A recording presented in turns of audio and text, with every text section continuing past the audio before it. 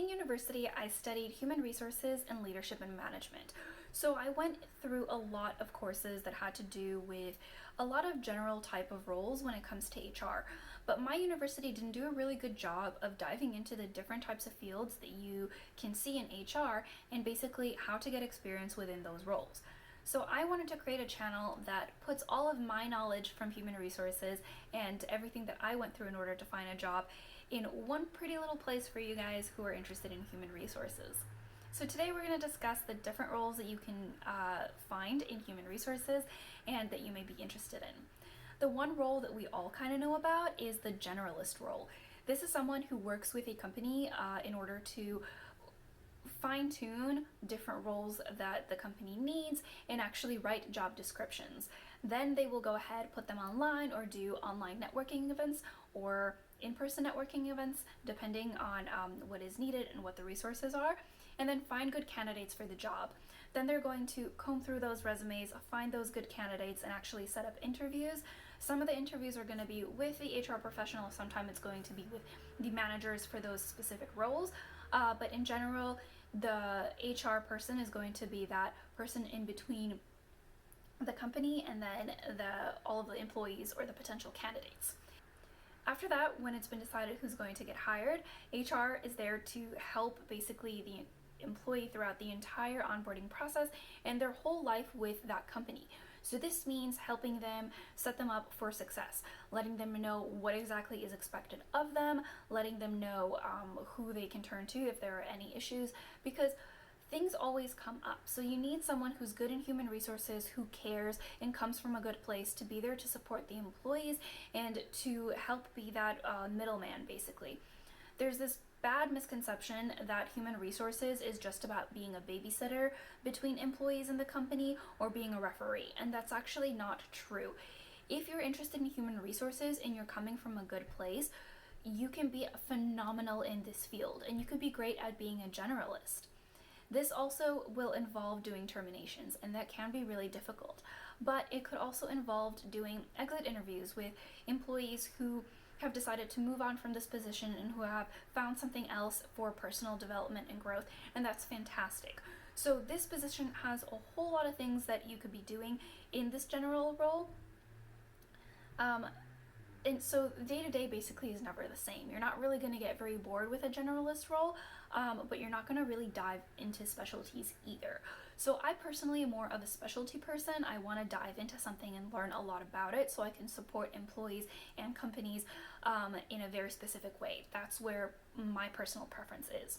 What I dove into at first was payroll. So I have a financial background because I was originally studying accounting. I've had multiple accounting internships, and although that wasn't for me, payroll is something that I'm interested in a lot.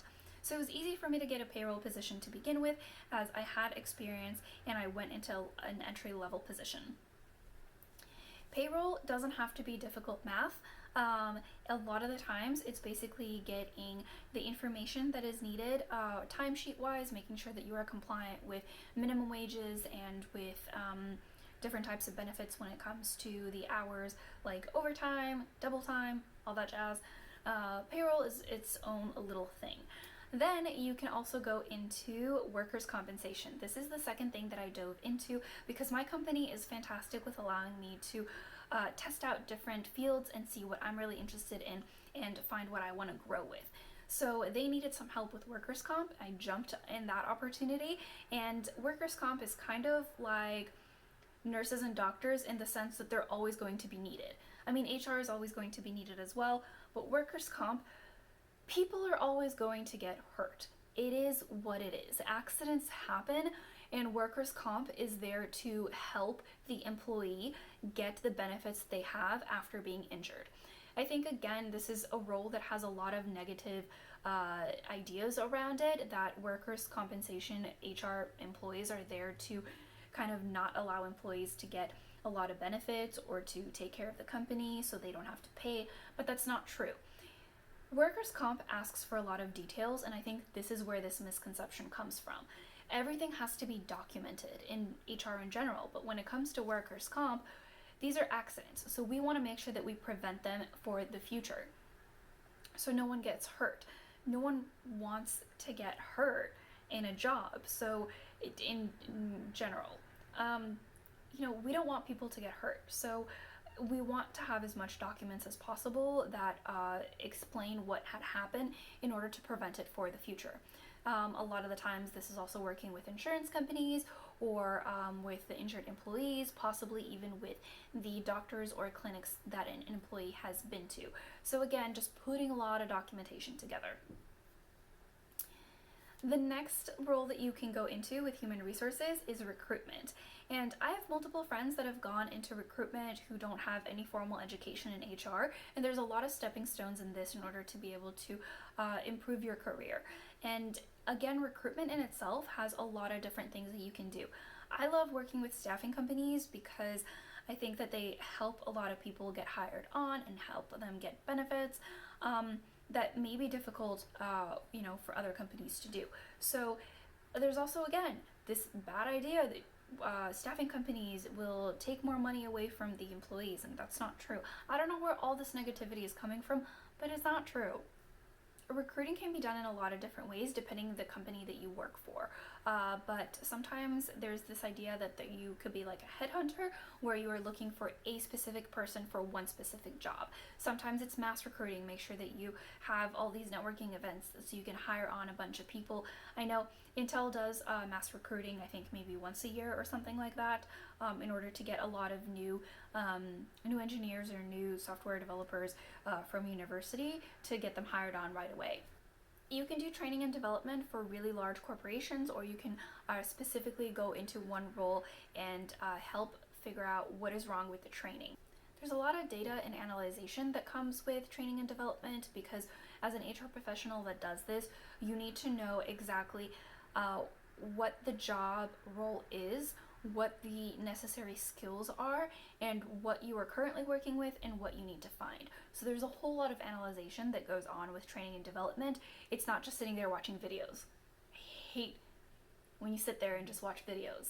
There's no point. There's no real training going on. So if you're interested in that, you can really dive deep into that role as well. And the last one, which is my absolutely favorite, is benefits. I personally am really passionate about retirement and retirement funds and letting employees know how important it is for them to save for retirement. So this is just one benefit, and it's not something that I'm currently working in, but I'm hoping to be able to step into a role like that in the future. With benefits, this could be anything to do with the insurance for the employee. For retirement, it could be for medical leave if they have to leave for any reason, whether it's maternity, paternity, short-term disability, long-term, whatever that is. There's a whole realm of different types of benefits that you can go into as well. So as you can tell, a lot of these different positions intertwine with one another, which is why I think that human resources is so cool. You can move into one position and then kind of glide your way into another one and into another one until you find the specialty that you are most interested in. There's also a little bit of a difficulty for a lot of people to find human resource jobs right out of university or when they choose that they want to change a career. There are a lot of entry-level positions that you can go into. You don't necessarily have to have a very HR dedicated background. I didn't, other than my major. And there's ways to get into HR because of all of these different fields. So if you guys are interested in any more HR videos or any more information or have any questions for me, do please let me know. I'm going to be making a lot more videos when it comes to HR. So thank you so much for watching. Bye.